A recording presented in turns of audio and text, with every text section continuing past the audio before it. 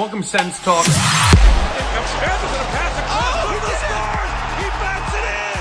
Tim Stutzler wins it for Ottawa. Triple Grant is going to put the finishing touches on an Ottawa win. See you later. Go Sens, go.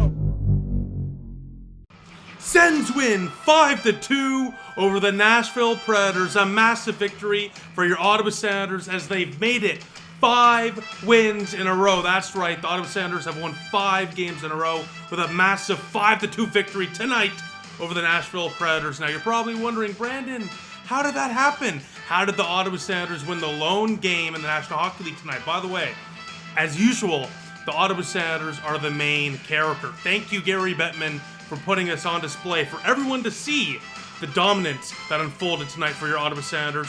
Going to this game, of course, have won 4 in a row. In those 4 wins, outscoring opponents 16-6, while the Nashville Predators, surprisingly, this year have not been good. They're on the opposite end, have lost 4 straight games. Now, going to this game, some lineup notes. Firstly, Ollie's back, baby. Linus Ullmark returns. Noah Gregor and JBD are put onto the LTIR, which gives Ottawa roughly $200,000 or so in cap space. But there's a couple of really unfortunate things that happen on top of that. Josh Norris, mid-body injury, out for the next few weeks. That's a tough one. However, as I noted on Twitter, and I'll say it here, the Four Nations break could not have come at a better time. Hopefully he will not miss, more than 3 weeks, and he should be back right after the Four Nations tournament, but we'll see again. Thankfully, it's just not the shoulder. That's the most important thing. Now, Leevi Meriläinen is also sent back down. 8 wins on the year in 12 starts. He was unreal for your Ottawa Senators, and it makes sense because he needs to get starts, but it is bittersweet nonetheless. Let's just finish this off. Best theme song in sports. I'm telling you, I say it every single time we win. Please, for the love of God, bring back the Danger Flutes permanently, full time. But yeah, so Norris out for the next few weeks and Leevi Meriläinen again. It makes sense. You don't want to lose Forsberg through waivers. He's kind of rounded back into form as we've seen today. And in the last few games for himself, he clearly saw the writing on the wall that his job was at risk of being lost. And he started to perform since then, which is great to see because he's playing like the Forsberg we all know and love. So because of that, he probably wouldn't clear waivers. And more so, you just don't want to risk that anyways, especially with Ullmark's injury history. So Leevi Meriläinen is the obvious move because he can go through right down to Belleville without waivers or anything because he's on that rookie 2-way deal. Now, speaking of Forsberg, the last time he's won in Nashville was in 2018, so it's been some time, but let's see if we can break that tonight. Wink, wink, we might be able to, and Saro starts for the Nashville Predators. Now, going to this game, Ottawa is 4 points behind for second in the Atlantic Division. Toronto, we're coming for you, my friend. Well, you shouldn't even say my friend. My enemy, we're coming for you. With a win, only would be 2 points behind the Leafs. Now, last thing I want to mention is Prime Video covered the game today. Great broadcast, crystal clear footage, the commentary, John Forsland, the panel, just an incredible broadcast. So I can't recommend it enough. If you can watch a Prime hockey game, definitely do it. I love TSN, but them and Sportsnet certainly have to pick up their game compared to Prime, especially when it comes to the quality of just the hockey itself. Quality is just way better. I mean, I know TSN only goes to 1080, which, I mean, in this day and age, that's just not good enough, right? And Prime, it's like, looks like you're there. And basically you are, because the best part about their broadcasts are, before the game, you get to watch the warm-up. It's a really cool experience. Apple TV does it as well for the MLB, where you can kind of watch in between innings and whatnot and before. It's a really cool future, and I hope the future of, sports, especially hockey, streaming and whatnot, is that. I love seeing the warmies without any commentary, just hear the sounds of the game. It's awesome. Now, speaking of the sounds of the game, let's get into the game. To the first period we go, and not much going on in the first period of play until the last few minutes, where it looks like Ottawa takes the lead, but it's going to be called no goal, and we have a wild one here. There's a reason why I'm wearing this. Obviously, we're playing in Nashville, so I gotta do it, of course, but it was a wild game as well, because the refs, for both sides, for Ottawa and for Nashville, I mean, Nashville fans in that third period especially were fired up because of this. But the refs tonight, let's just say, were on one, and for the worst reasons possible. They knew it was prime time, and in their best NFL, in their best NFL impression, they made it all about them. So they called this one off. It was 8 minutes of reviews, and the Sens challenged it. The Sens were like 7 for 8 this year on goal challenges, that being successful. Now 7 for 9. The call is upheld. The puck did go in before the whistle was blown, so this was a clear no-goal call purely because of goaltender interference. Look at your screen right now. Batherson clearly pushed into the net, and then the Predators put it into their own net after that. So there's no issue about continuous motion, of course. There's no issue about goalie interference, in my opinion, because, again, he was pushed into the net. There's a really brutal goal being reversed there. Would have been a power play goal as well. Back-to-back games for a power play goal for Batherson as well. So that was a tough one going into the second period of play. And going into the second period of play, only 5 minutes in, it looks like, that bad karma is going to continue against Ottawa. 4 minutes into the second period of play. Forsberg on Forsberg violence makes it 1-0 Predators. They strike first. He starts to play after a great save by Saros off a huge rebound. Stützle is kind of caught there, flat-footed. Forsberg turns to play right away after that rebound. Two guys, that being Zub and Tim Stützle, get caught along the blue line and around the boards from Hinostroza. He sees a wide open center of the ice there between the hash marks, leaving, of course, Forsberg alone in there to get in there and put it in the 5-hole past Forsberg. Bad back check by Claude Giroux as well. Timmy also got exposed in that one, like I just said, as the Predators strike first. And with that goal, Ottawa, they're 6-17-4 when getting scored on first. When they don't score the first goal, they've only won 6 times out of 27 times. I mean, it doesn't look great, but, the Ottawa Senators, especially as of late, they've shown that they will fight back and find ways to win, especially when the odds are against them. And we see that just a few minutes later. Puck don't lie. The hockey god doesn't lie. He cleans up a huge rebound, and it's 1-1, a massive tying goal. The hockey god, Adam Gaudette. And, look at your screen. Some people said yes to this. Some people said no. There's a bit of an argument. I personally think Tim Stützle purposely left that puck off the rebound there for Gaudette to slam home out of the air, by the way. It was like a baseball swing there. This was a great play by Tim Stützle at the drive to the net, of course. But with this goal, he pulls the puck back as he takes the shot. It looks like he's trying to purposefully kind of drop it off the rebound right to Gaudette. It's exactly what he does. And it results in a goal for Ottawa to tie things up at 1. A quick response for the Sens. And for Tim Stützle, that's now 300 points in 338 games in the National Hockey League. Incredible for Timmy Superstar. Congratulations to him. Tie game. A few minutes later, Sens lead. Jake Sanderson walks the blue line. My goodness. I could watch Jake Sanderson skate all day and all night. He walks the blue line. And what a shot here. Is a little flea flicker, top shelf snipe past Saros. We've seen this now in 3 straight games for him.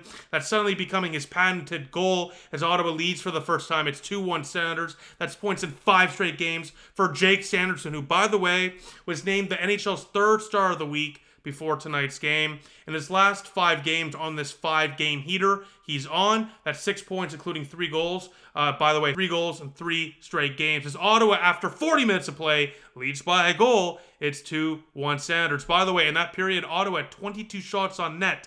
Unbelievable. On Saturday against the Minnesota Wild, where Ottawa put on over 50 shots, they had 21 in the second period of play. So, Ottawa is a certified wagon. I don't know how else to say it. The Ottawa Senators are an absolute wagon.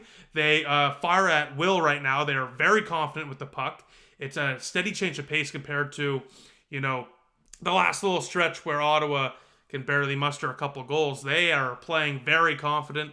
All the guys are on heaters right now, and the guys that haven't really been producing are producing, which we're going to talk about here in the third period play. I also want to mention this before I forget, because I just realized I didn't write in the notes here. Ottawa, in the month of January and now February, have not lost a single game where they've scored in. Just think about that stat for a second, okay? If we score a goal in the last month and a bit, it's an automatic win. This team is a team of destiny. I'm just going to say it. There's something special about this team. Playoffs for sure. More, I think it's definitely worth thinking about if you're a Sens fan at this point. This team has played well enough to make you think about it. I'm just going to say it right now. But yeah, so 2 on Ottawa after 40 minutes of play. So we go to the third period of play, and you're going to probably think I'm a goof after that little pep talk for the Ottawa Senators, because less than a minute into the third period of play, after a brutal penalty to Travis Hamonic, the Sens start the period on the penalty kill, and yep, tie game, 2-2. Sanderson's caught too high. O'Reilly feeds it to Marchessault, who takes advantage of that in the slot to tie things up at 2 apiece. And Ottawa, again, they find ways to battle back. They find ways to win. This is not the same old Ottawa Senator team we've seen for the last few years. This core is mature. They're playing with confidence. They're playing with swagger. And we see here, with under 9 minutes left off the face-off, Chabot takes a shot off the hockey god, right to Pinto. Sens lead again. It's 3-2 Ottawa. Shane Pinto puts home the rebound off the face-off. Chabot and Gaudette get the assist. Chabot Shalom, shout out to you, my friend. Ottawa leads 3-2. That's now 5 straight games with a point for the pinner, Shane Pinto, who stepped up big time, of course, in this game with Josh Norris being out. And that's why I'm so confident in this team. If somebody's hurt like Norris, who's been critical the last few weeks, he's been so good. Just turn on another gear, looking like the Josh Norris we know and love. When he, gets hurt, somebody steps in and fills that gap and, in a big way. Not only fills the gap, exceeds the gap. Gets a huge goal here to make it 3-2 Ottawa. They give Ottawa that lead right back. And then just a couple minutes later, what I really love with the Ottawa Senators as of late, they like to score in bunches. And I love that as a content creator. There is a lot to talk about. A couple minutes later, David Perron, baby, let's go. First as an Ottawa Senator, he puts it off the Predator defender and in. It's Ottawa up by 2 now, 4-2 Senators with 5 or so left in this game. David Perron, shout out to you. I gotta be careful with this. I'm in my Craig Anderson, chicken cutting accident. If you know, you know. But just again, shout out to David Perron. What a tough year he's had just in life in general. It's been I can't imagine. It's been I can't imagine what he's dealt with, obviously. So this must be a huge moment for him. And he's looked great as of late. I mean, last game on Saturday, he looked good. On Thursday against the Capitals, he looked good. The last few games, he's really looking like the David Perron we paid $4 million for. And a lot of people were critical of him.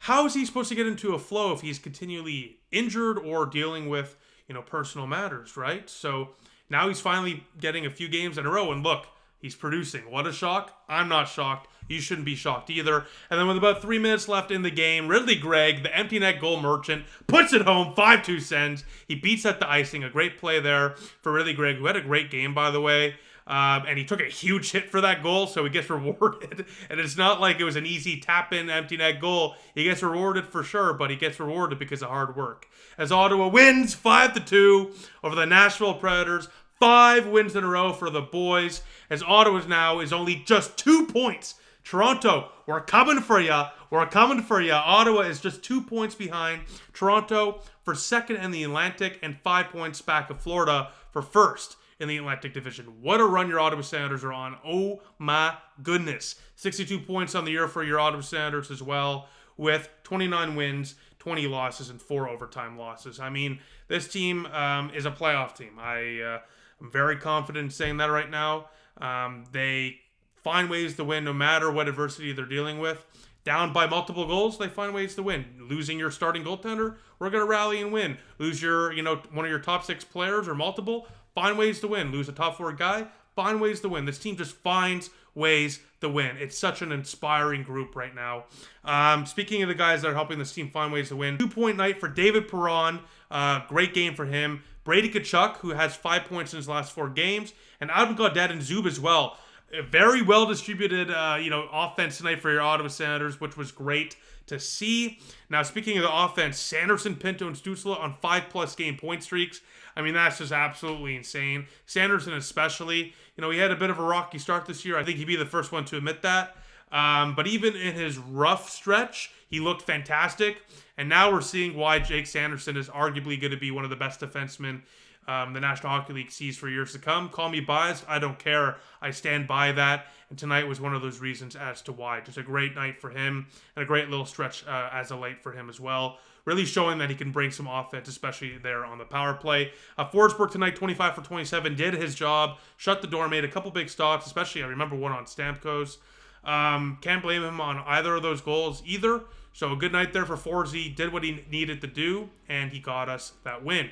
Now, last thing I wanted to mention before I wrap up this video and talk about the game tomorrow against Tampa is Hartman was suspended for 10 games by the National Hockey League.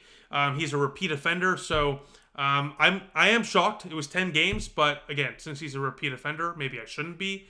Well deserved for that scumbag. I mean, that was a disgusting intent to injure, blatant intent to injure to Tim Stützle. Thank goodness that Timmy was okay. I mean, again, another great night for him. So he's more than fine. But again, just you can't have that in this game. And I'm glad the NHL is putting their foot down, saying enough is enough. There is no space for that in the game and just in hockey in general.